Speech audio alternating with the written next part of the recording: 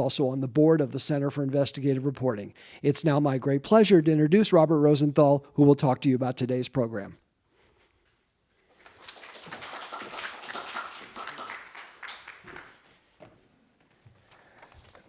Okay. Good afternoon, everyone. Welcome to the Commonwealth Club, the nation's oldest and largest political affairs forum. I'm Robert Rosenthal, a longtime journalist and board member of the Center for Investigative Reporting. I'll be your moderator for today's program called Prison Truth, the San Quentin News Story. I have a little familiarity with San Quentin, as I've been in there many times in another program called Guiding Rage into Power. And I'm really happy to be here today to be with Bill Drummond, whose book is really worth reading.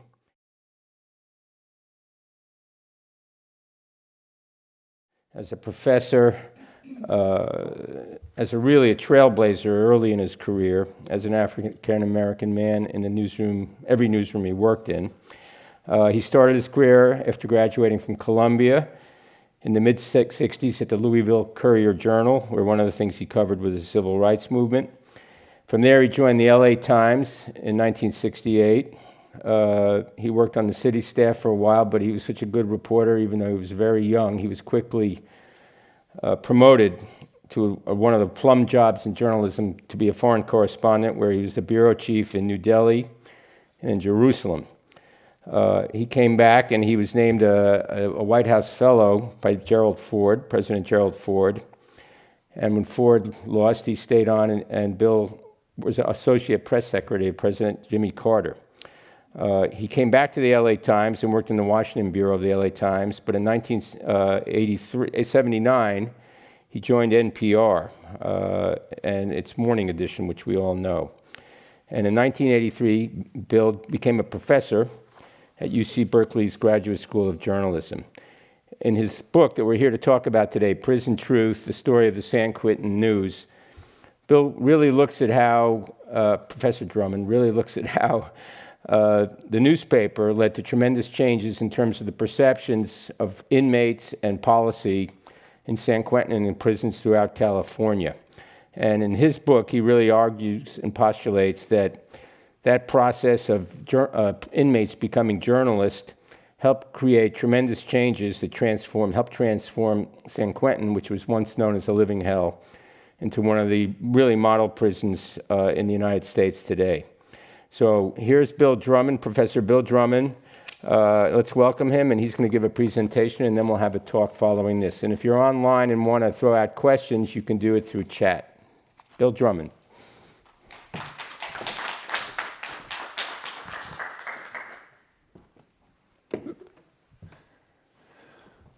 Thank you very much. It's a pleasure to be here, and I'm a great friend and supporter of the Commonwealth Club. Done many programs. This is my first visit to your space, your new space. It's amazing. I'm used to that place over there on Market Street, which was kind of a drab place compared to this. So what I'm going to do is talk to you a little bit about the background of San Quentin in the modern era. The part that I know best is the part when I first started getting involved with it. Now, I hate PowerPoint, but hey, this is what we've got. So I'm going to show you some slides. Now, the point that I want to make is that San Quentin shares a particularly important part in the kind of popular culture of the United States. You may not realize it, but San Quentin has been in the movies more times than any other prison in the world, including the Bastille. And it's very practical reason. When the movie industry was just getting going in the early 20th century, and they wanted to do a prison movie, there was not a lot of choice because there weren't that many prisons. There was San Quentin and Folsom, and that was basically it. You could argue that, well, Sing Sing had a really dramatic reputation, except that it's way on the other side of the country. So it was kind of hard for people to get the budget to go all the way back there and shoot a movie. So a lot of movies got to be made at San Quentin so that San Quentin became kind of an icon and kind of the definition of prisons. Okay, let's fast forward. Now, I'm going to play a song for you that is done by Johnny Cash. And the reason I'm playing this song is that I have a feeling that that song, which was recorded in February 1968, has a profound effect on the way we have been thinking about San Quentin Prison, and that way of thinking about San Quentin Prison has been profoundly wrong. So let's go see if I can crank this thing up. I'm going to go to the first slide, I hope. See what happens. Behind you. Oh, look behind me. Okay. I'm going to back up a little. Okay, here we go. Now let's see if this thing will actually play this video. This is Johnny Cash. And with any luck at all, it'll play that YouTube. Come on, don't let me down. Come on. Do I have to ask for help? Bill, I think we're going to skip that song. Yeah, let's skip it for the YouTube audience. It'll cause some problems. Okay. Oh, I see. Copyright. Oh, copyright. Okay, I can't sing it, so I'm just going to have to walk through it, talk to you about it. You probably heard it. That song went triple platinum. It's basically Johnny Cash and his crew came to San Quentin in February of 1968, and they gave a concert. And he performed that song about San Quentin. It had just been written, I think, shortly before that, a couple of weeks before. And the phrases are familiar. San Quentin, you're living hell to me, et cetera, et cetera. You all know that song. Well, what happened was that when he said that phrase, San Quentin, you're living hell to me, et cetera, there was this raucous howling from the audience. And if you look at the video on YouTube, which we can't show you, the video on YouTube, you could see that it was applauded, you know, and the camera panned in the audience, and you see all of these guys, and they're kind of laughing and hooting, and you get the impression, hey, yeah, these guys are prisoners, but they seem like they're like going along with the gag. Obviously, they don't like the management, and so they're expressing their feelings about prison, but you have a feeling that they're all sort of like having a more or less good time at this concert. Well, it wasn't really like that. This was a time that was amazingly important in the evolution of San Quentin. I'll tell you why. At that point, when they had that concert, the population of the California prison system was still predominantly white. But because of a lot of social changes, more and more prisoners who were black or Latino were coming to prison. And they were coming off of some very, very troubled political background in their neighborhoods, in their communities. Martin Luther King had been assassinated. There was the Watts riot. There was all of this turmoil that was happening on the streets. And these people eventually wound up caught up in the criminal justice system, and they came to prison. And they encountered this kind of white establishment of people who were there already, who felt that, you know, this was their space and they knew how to run things. So there, underneath the surface, there was this tension between the newly arrived people of color and the white prisoners there. You never get any kind of sense of that if you listen to that Johnny Cash song, which went, as I said, triple platinum. And when I went to the interview Warden Lewis Nelson, I think it was 1969, 68 or 69, he had one of those platinum records on his wall. They were very proud of it. Well, what I'm here to tell you is that that was not the whole story. How do we know that? Well, okay, this is a little bit of media history to you. Granada Television was invented in Britain shortly after the BBC decided to allow private broadcast. And there was a lot of money behind Granada Television. And they produced some really amazing stuff. So this was one of their initial projects. They got in touch when they heard that Cash was going to do this, and they got permission to take film cameras in. And in those days, hey, the board didn't care. So he said, Johnny Cash, whoa, so you got a film crew? Yeah, fine. Okay. So he not only shot the concert, they allowed these guys to kind of roam around and interview prisoners, correctional officers, and all of that. And that's where this whole background of what was going on in San Quentin got recorded. That's how it was made manifest. The documentary was never shown in the United States. It was never shown in the United States. So the public, millions and millions of people who heard this song, had no idea what the background was. They had no idea. Let's see what happens here. Okay. Now, is this going to play for me or not? One more time. Huh? Hit the button one more time. Okay. Throughout the whole Department of Corrections, anybody that comes to the surface, so to speak, for some bad quality, he's highly violent, he starts riots, he's a killer, anything like that, usually he's going to end up here. We had a work strike, which later resulted in a retaliation thing between one group against another, and resulted in the majority of the inmates in the institution rebelling. And when you come out of the mess hall that day, when you walk right into the middle of a racial confrontation, and it was black on one side and Mexican and white on the other side, and you were just arbitrarily forced into, going to your own, but nothing else by scheme pigmentation. You had no choice.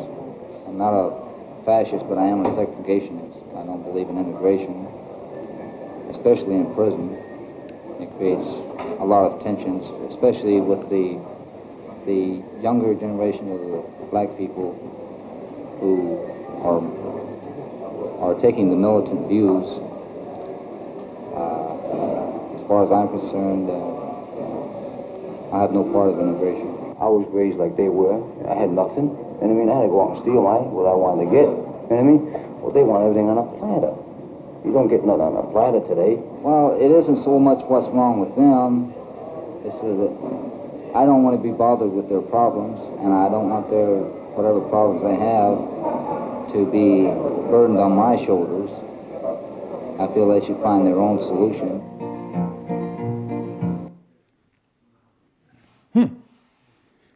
Well, that was the atmosphere inside the prison.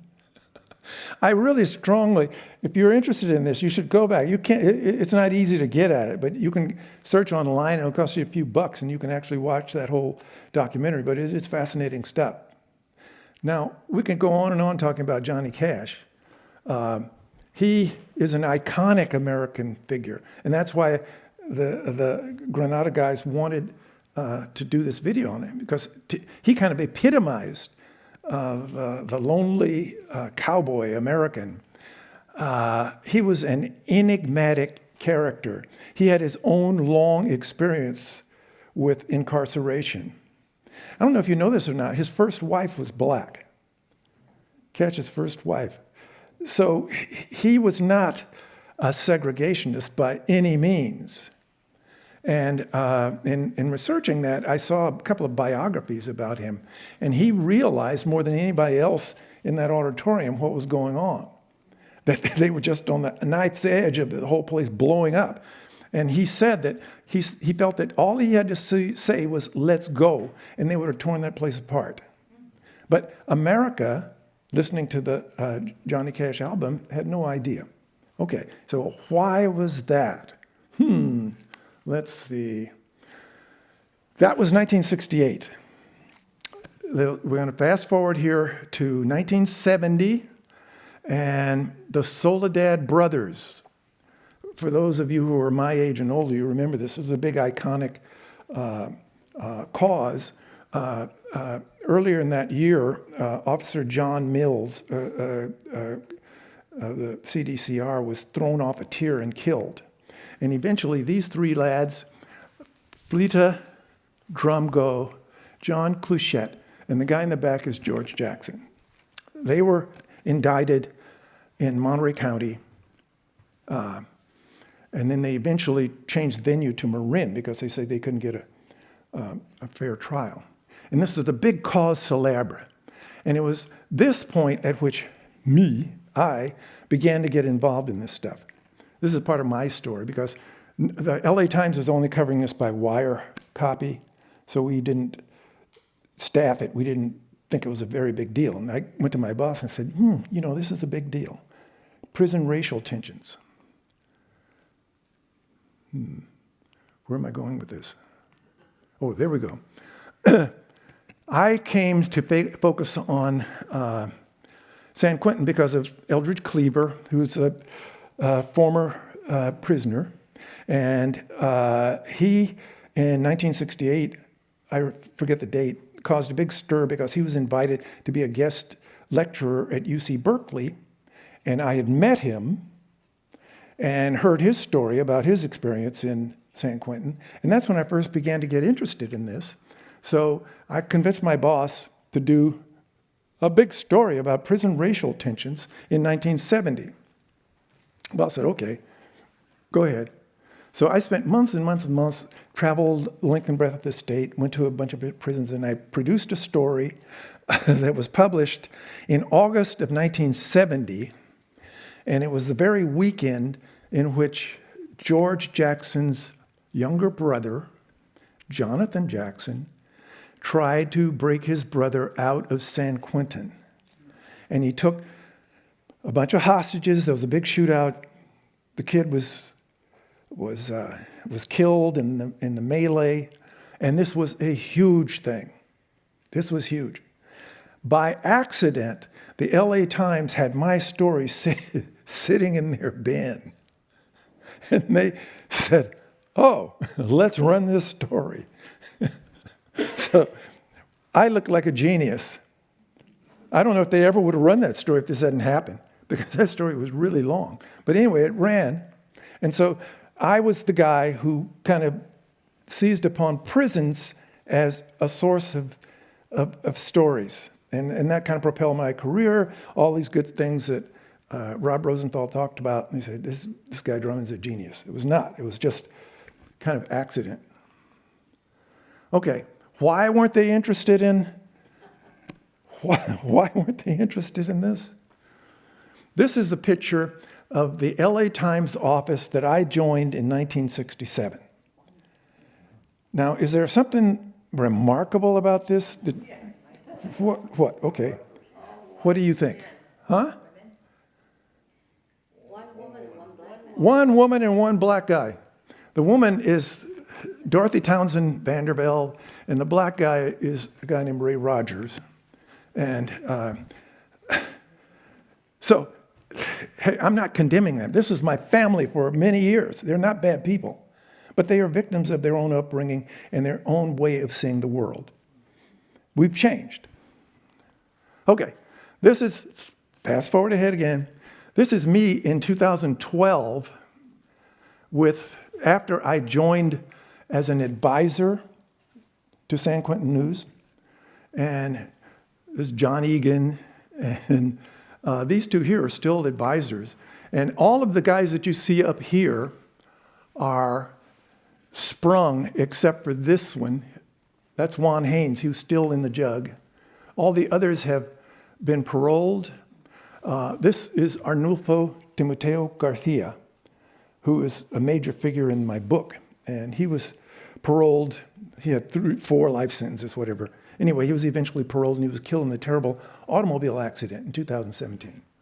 So that's my story.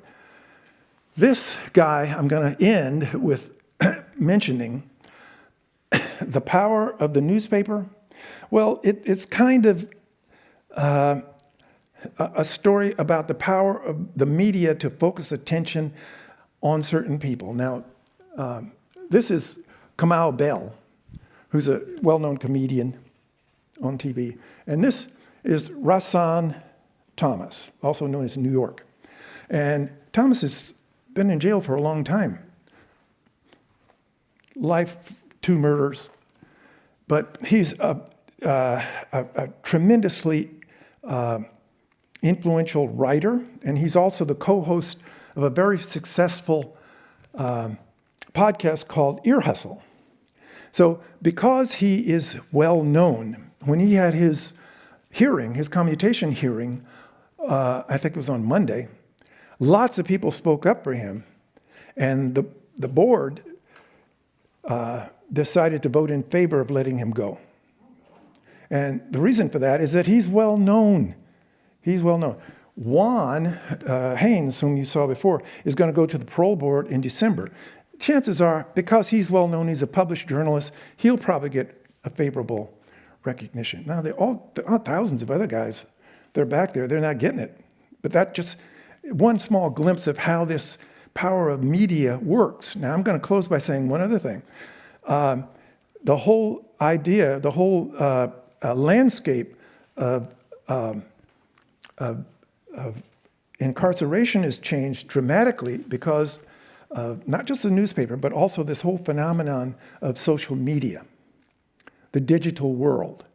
There are so many places now, thanks to Facebook, Twitter, websites, where families and friends of incarcerated inmates get together, they talk, they organize, they change laws.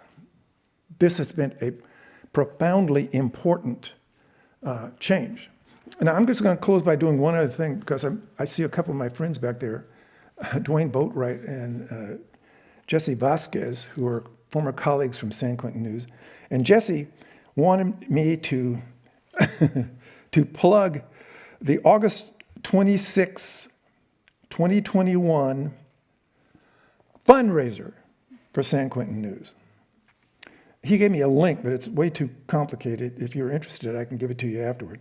But the one other thing you need to know about San Quentin News is that way back in, I think it was 2012, the state cut off the funding for the print shop, which had published the newspaper. So ever since then, it's been publishing the newspaper out of its own pocket, basically, fundraising, donations. I passed around some copies of the newspaper. Please, give a donation, and you'll get the paper in your mailbox. This is the way it's staying afloat, because it's being done entirely through the generosity of foundations and individuals. So that's my spiel. Thank you very much for your attention, and I'm happy to answer questions, and I'm sure Rob will have some pointed questions for me when we resume the session. Thank you.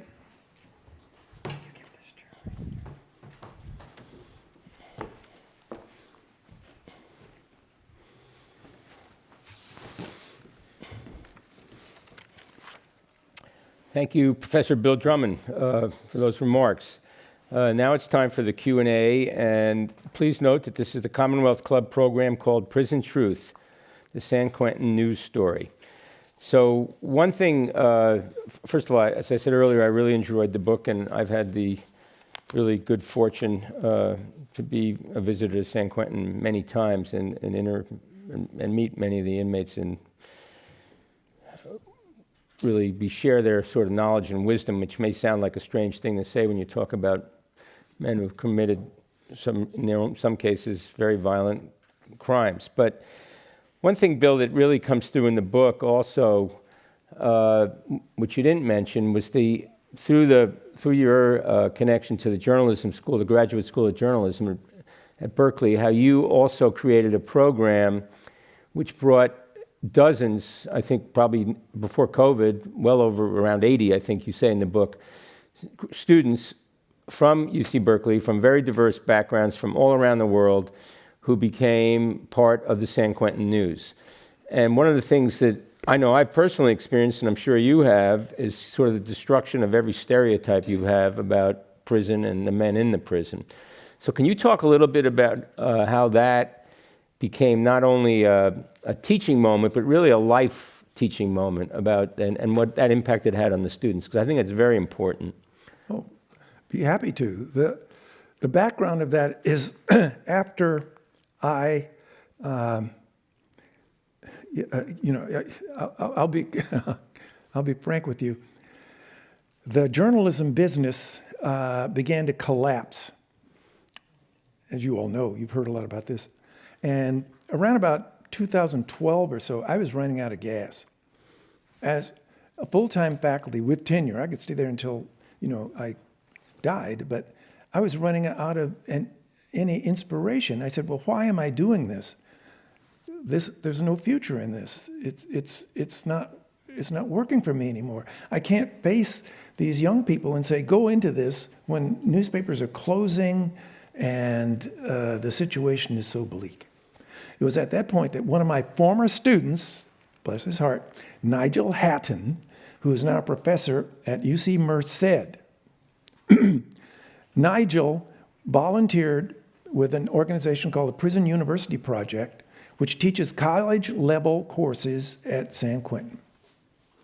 And he said, I want to teach an introductory journalism course, but would you co-teach it with me?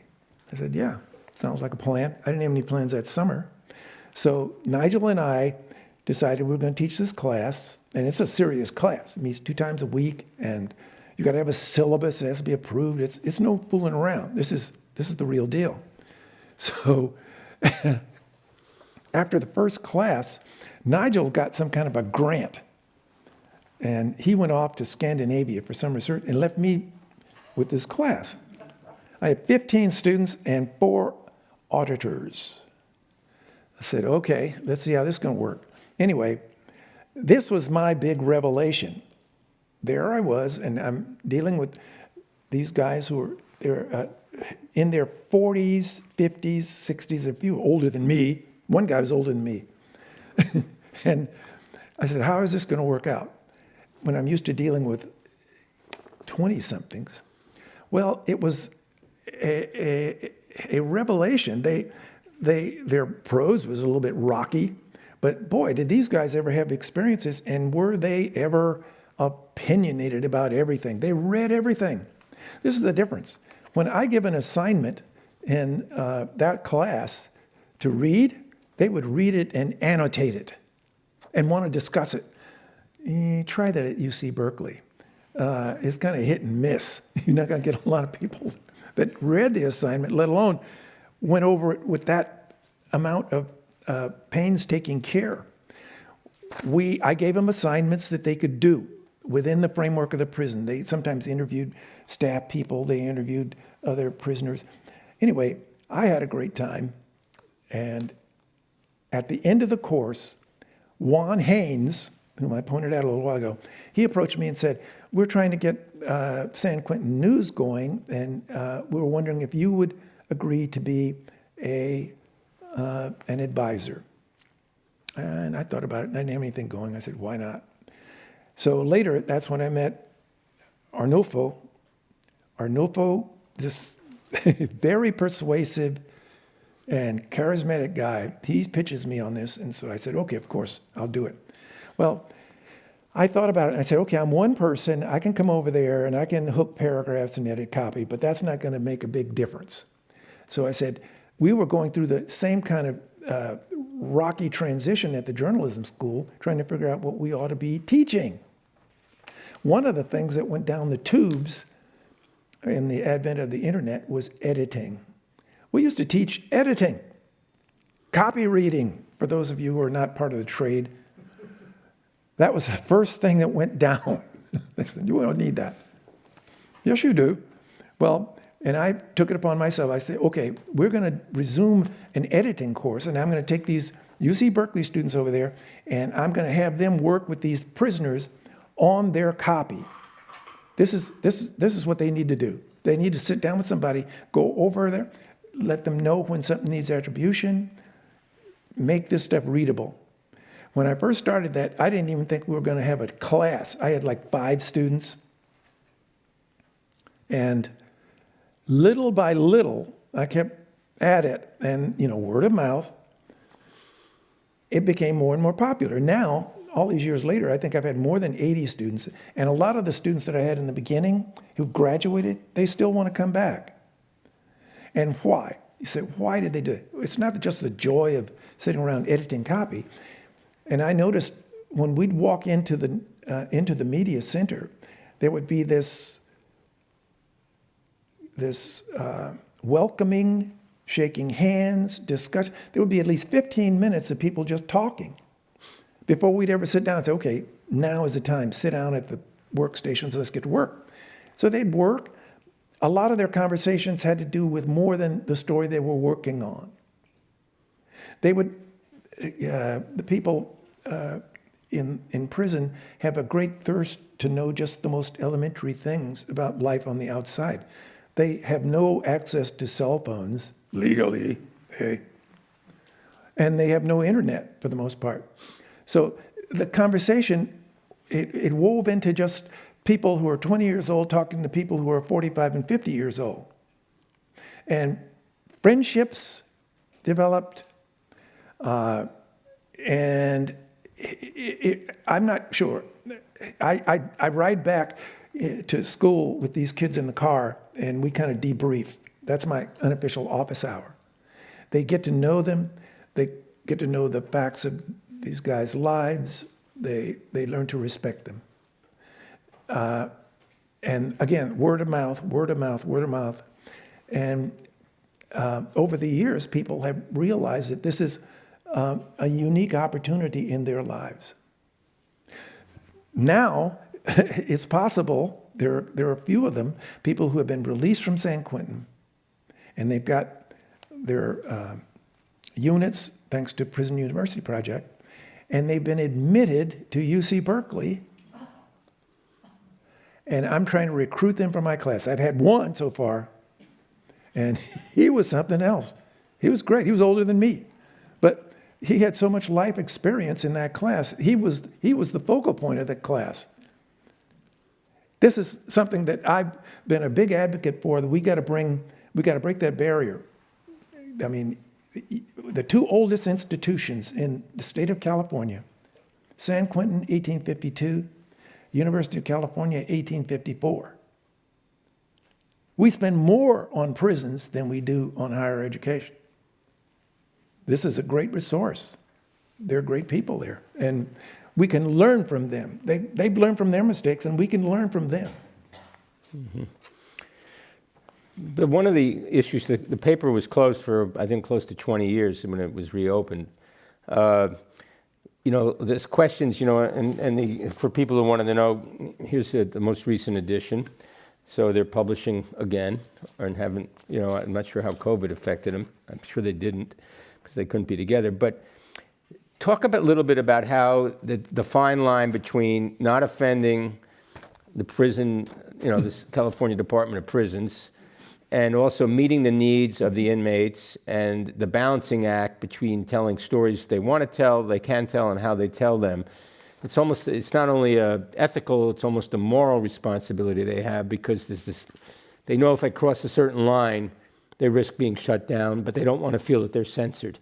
So how did that work out in terms of putting out the paper and the editorial decisions of what was actually written and reported on? It's a delicate waltz. And Bill, who's formerly with the Department of Corrections, he used to read some of the copy. So I'd be interested to know what you have to say after this. But anyway, the warden, Ayers, who was the guy back in 2008, if I'm not mistaken, who brought the paper back, Warden Ayers took it upon himself, because the paper had been dark for more than a dozen years because of just the sensitivity of the management in the CDCR. They couldn't control it. And the courts had said, you cannot censor. Believe it or not, it's a prison publication, all that. Funny how the Constitution works. The prison system may not censor. Well, the prison system then said, oh, well, we don't have to publish a newspaper either, do we? And the answer was no. And so they shut it down. Well, Ayers because it was just the guy's personality, and he's still on the planet, great guy. It was Ayers who decided to run the risk, and he brought it back. And Ayers warned them. He said, look, if you guys publish something and the next day the governor sees it or somebody in the legislature and they say, what the hell's going on? We don't want this, and they shut it down, you will have failed. And you don't want to fail. And they took that to heart. They are much more severe on themselves. And they took an entirely different tack after the paper came back. Before, it was kind of like a local newspaper, and there was a lot of cheap crime and violence. Every stabbing out on the yard got reported. Well, when it came back, they were on a different tack. They were going to publish redemption stories. So if you look around, look at the copy. There are stories of people who succeed. There are lots of stories about incarceration, kind of inside baseball stories about incarceration. But what you see in there are people who have come to Jesus, not necessarily Jesus, but come to the idea that they want to turn their lives around. And this is how we're going to do it. So there is an awful lot of reporting about positive things. Still, there are some real important issues that you have to walk delicately around. And everybody knows that. So here is the routine. Now, keep in mind now, they cannot censor you. They cannot censor you. It was in 2014, there was a little dust up, and one of the issues, one of the editions of San Quentin News was never distributed because there was an argument about a picture that had gotten printed but was not previously authorized. Okay, after that, all of the people in CDCR got alarmed, and they came down. They had a big meeting at San Quentin, and they worked out this plan that is in effect today. What happens is that they do all the stories, they set it up into PDFs suitable to be published, either run off at this print shop in San Rafael or put up on the web. The stories go off to Sacramento, and people there read them, read the stories. Most of the time they're fact-checking, and they're doing necessary editing, which is very helpful. Every once in a while, they'll raise a question, and it's a question of policy. Well, the deal that they've got is that they can object to something, but if they do, it becomes a part of the story. So in other words, almost overnight, San Quentin News became an authoritative publication because everything that's read, everything that's published is read by somebody in Sacramento. Therefore, hey, it's got to be legit. Also, another person who I can't say enough for is Lieutenant Sam Robinson, who is the public information officer, and he is kind of the de facto publisher. He is an extremely wise man and a very, very effective manager over the years. And he would have to be in order to keep this kind of an operation together. And it's the trust that they have in Sam and this link that they have with the overseers in Sacramento that have blended to make this thing actually work. But still, it presents challenges every time you get ready to publish. Now, I'll give you one example, and it stands out in my mind. It has to do with something at the time that was very controversial, and that is transgender rights and what the prison's responsibility is for people who feel that they're not they're wrongly assigned in their gender. And I can't remember exactly when, but 4 years ago, there was a correctional officer who had been hired as a man, decided that this was wrong, went through the whole procedure, hormones, everything, the operation, and then showed up at work and was a female. Okay. Naturally, this was a story. Well, it happened against a backdrop in which there were dozens of prisoners in the system who, the same thing, they were saying, I'm wrongly assigned and I want to get fixed. And the state has to pay for it. Well, this was all tied up in the courts, and it was a very sensitive topic. Well, the story that was done about this correctional officer was absolutely legit. She had cooperated. I came into the media center. She's sitting there and talking with the writers, and the story was all set to go, only it didn't go. They held on to it for about 3 months. The reason they held on to it was nothing about factual. There was policy all over that. If you publish the fact that the state paid for this correctional officer to have that gender reassignment surgery, how are you going to turn it down for inmates? It's illogical. Well, what they do now is that if an inmate comes forward and says, "Okay, I want the surgery," they say, "Oh, you look good for parole. Let's send that guy home." Bill, were there ever stories that didn't reach the point where they were actually written and then submitted to be published that there was a debate about that you can't do it? And was there ever that kind of friction, like where you might have to step in and say, if we do this story and try and get it published, it's going to cause a lot of problems we don't need? No, I have to say, in all honesty, and Jesse and Wayne, you can correct me, I have never run across such a story. And that's because they know better than I do. And first of all, nobody is going to ever publish a story that is basically somebody grinding his own axe. That's completely forbidden. Even though a lot of people have litigation that they've been pursuing for years, that's not going to get in the paper. But the stuff that they kind of instinctively know that's going to be a problem is if you run across, say, for example, a CO involved in some illegal activity or something like that. No, that's not going to make it because that's not the right venue for that. It reflects badly on the prison, and this is not within the framework of what their mandate is. But in all honesty, I have never run across such a story. Yeah, so a CO would be a corrections officer, for example, Yeah. doing something corrupt, and so you might report that in some way, but you wouldn't report on it. No, you wouldn't report on it. Do the men who are on the staff and their bylines are on the stories have internal issues with other inmates or demands on them or even status because they're sort of public figures almost, being journalists or newspaper men in the prison? I think they are all very proud to be associated with the paper. That's my impression. They get to be, particularly the guys that write sports, the sports editors, they're like a really big deal. And they're proud of having a job that is like a job. They go into a clean, tidy office. They talk about issues.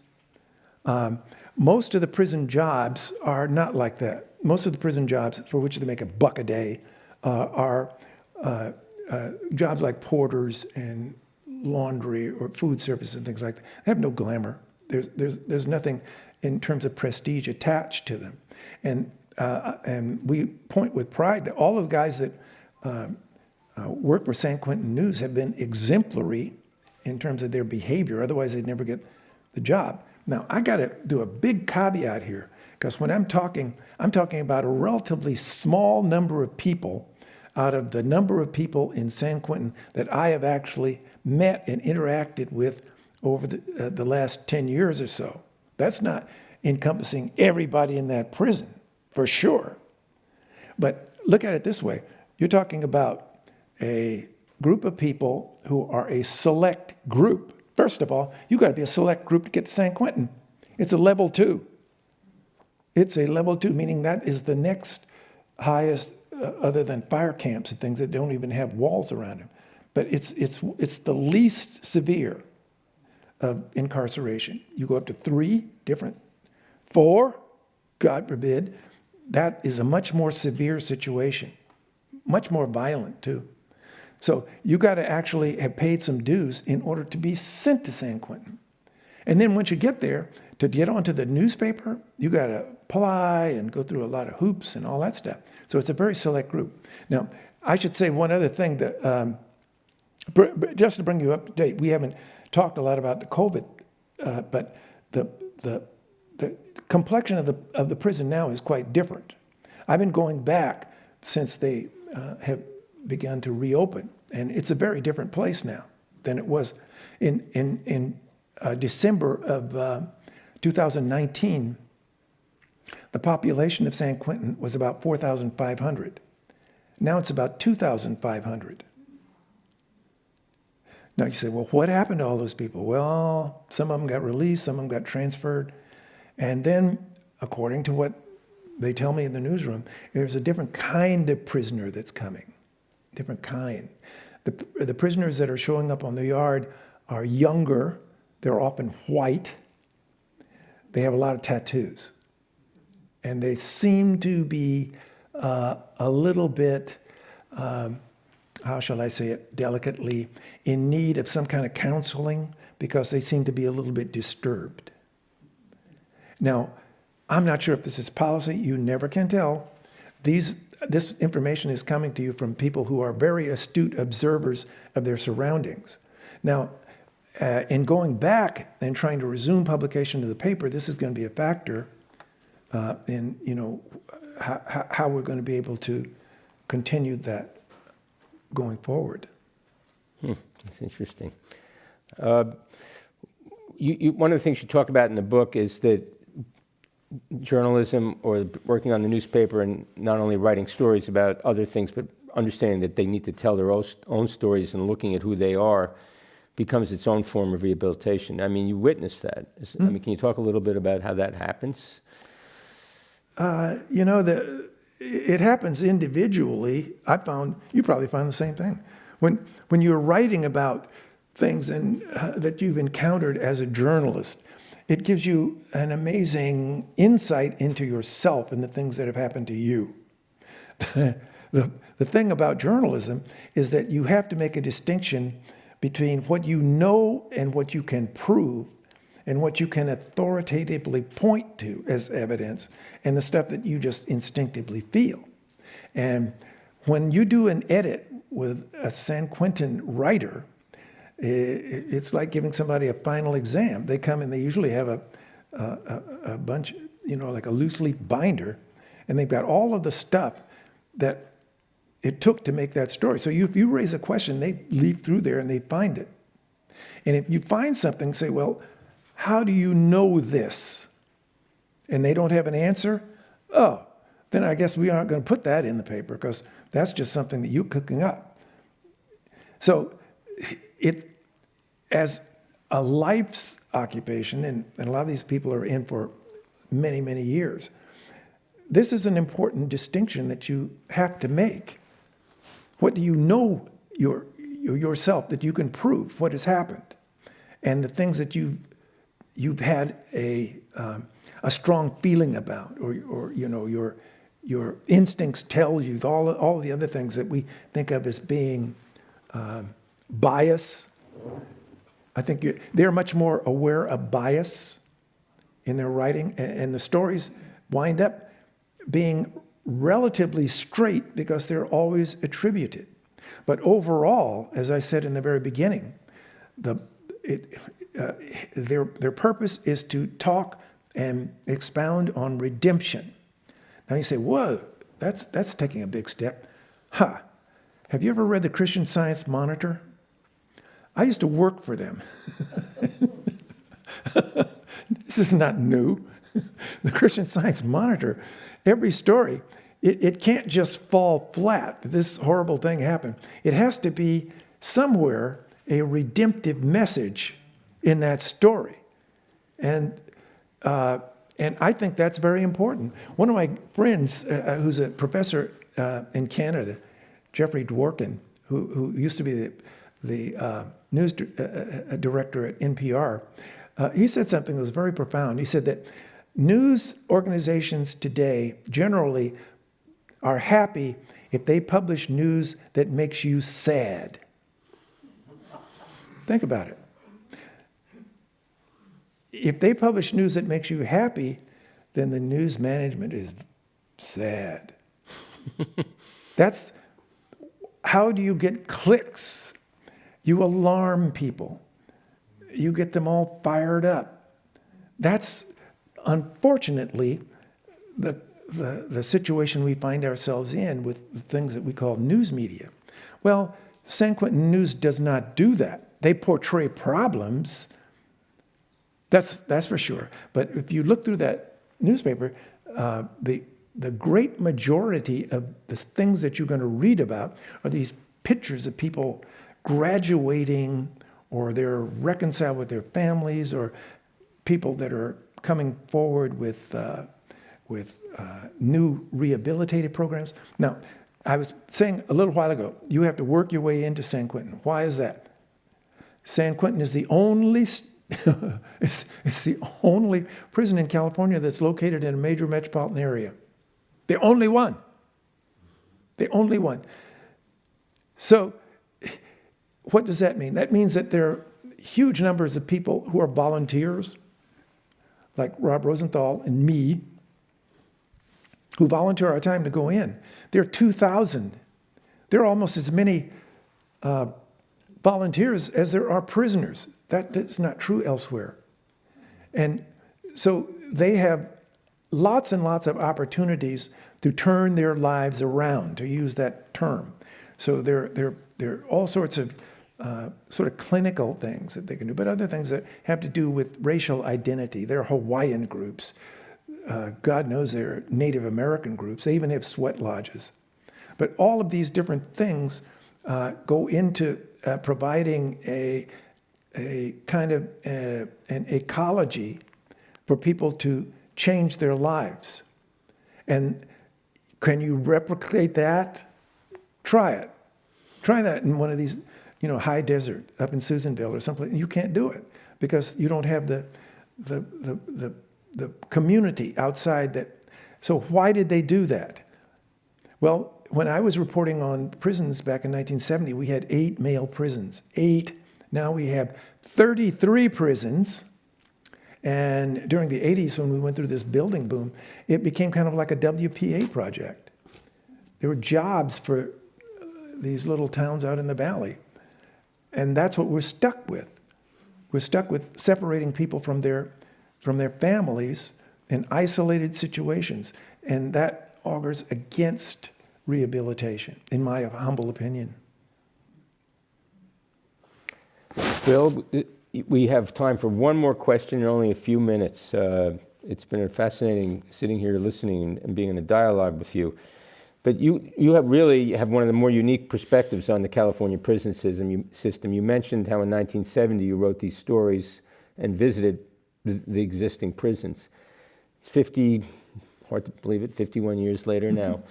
Well, how would you assess from your own experience the biggest changes? And we only have a couple of minutes, or are you at all, do you see things that have become much more positive about the prison system and the trends we see now in terms of the political dialogue about that has really shifted? Mm-hmm.